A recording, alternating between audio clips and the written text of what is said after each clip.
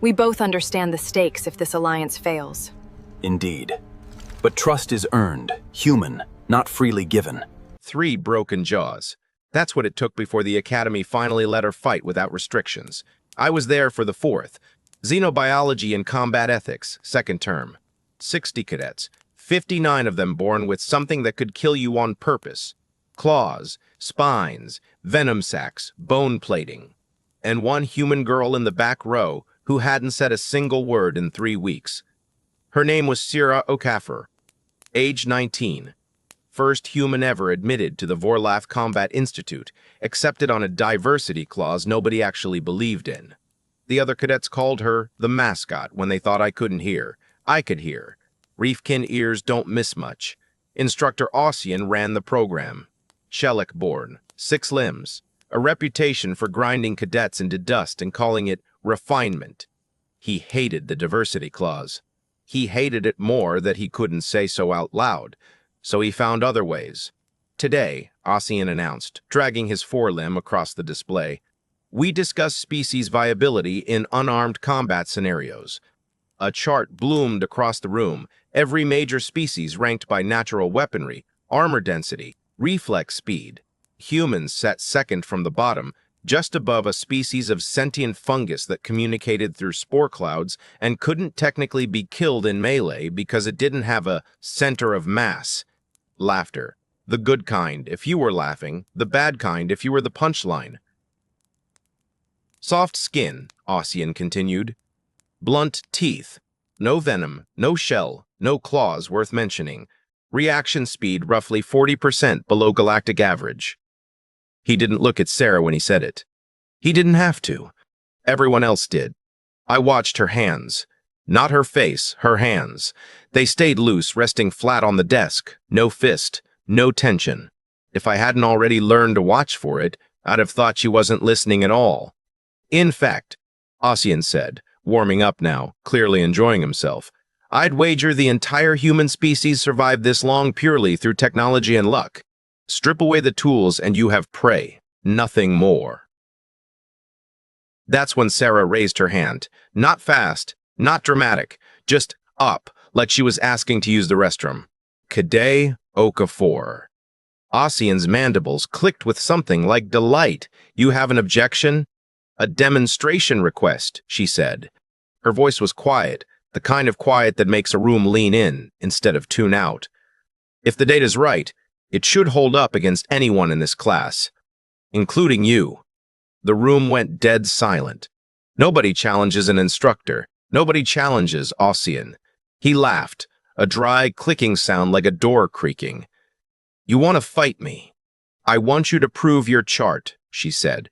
Full contact, no weapons, whatever rules you're comfortable with. I need you to understand something about Shellick anatomy before I go further.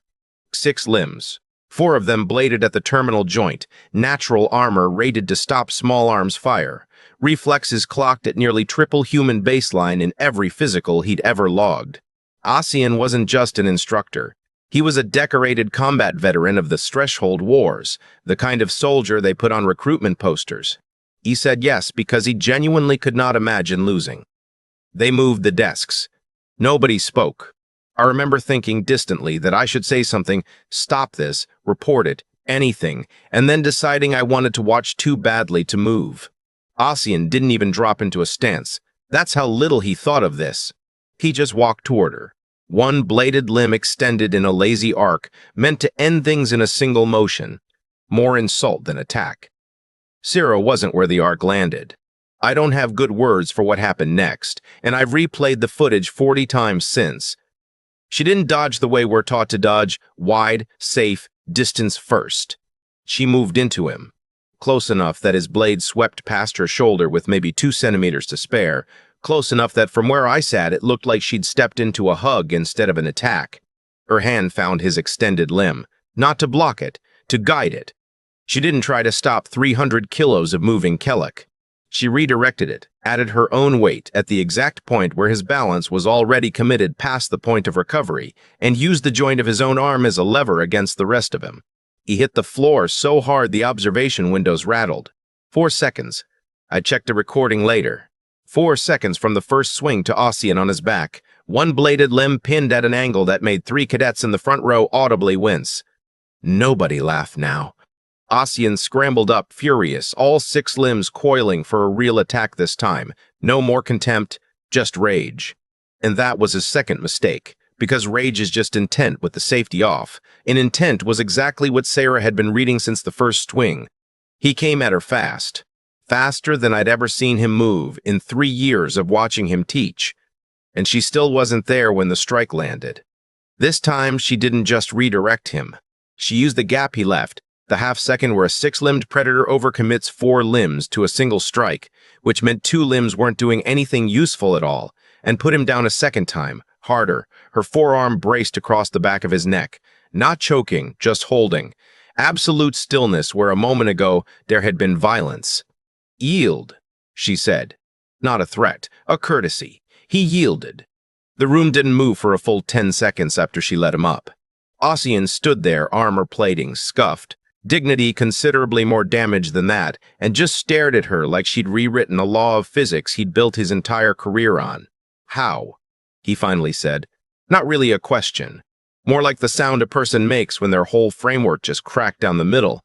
Sarah looked at the chart still glowing on the display. Humans, second from the bottom, right above the spore fungus. "You measured what we're born with," she said. "Claws, venom, armor. You're right, we don't have any of that. Every species in this room got handed a weapon by evolution. We didn't." She walked back toward her seat, unhurried, like this was any other Tuesday. "So we spent about 2 million years learning to use everything else instead. Momentum, leverage, timing. The half-second gap between when you decide to attack and when your body actually commits to it. We can't out-armor you. We can't out-claw you. But we got very, very good at reading exactly when you're about to move, and by then, it's already too late for you to change your mind." She sat down, picked up her stylus, kept taking notes like nothing had happened. Ossian dipped his head, a shell-it gesture I'd only ever seen aimed at superior officers, never once at a cadet. "The curriculum," he said, voice still tight, "will require revision." Class ended 12 minutes early that day. Nobody complained. I caught up with her in the corridor afterward, still half convinced I'd hallucinated the whole thing. "Where did you even learn that?"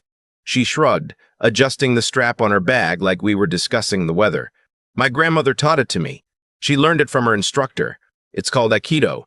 Old discipline. Older than spaceflight. Older than most of the empires that think they invented combat theory." A small smile. "About 4,000 years old, actually. One of our oldest ones. 4,000 years. I did the math later that night, cross-referencing the Institute's own historical database, and felt something cold settle behind my ribs. Every other species at the Academy measured combat readiness in decades, however long since first contact, however long since the Council started cataloging them. Humans had been quietly refining ways to turn an opponent's own strength against them since before most of the galaxy's current empires had learned to smelt metal. They hadn't been hiding a weakness in that classroom. They'd been waiting for 4,000 years for someone to finally ask them to prove it.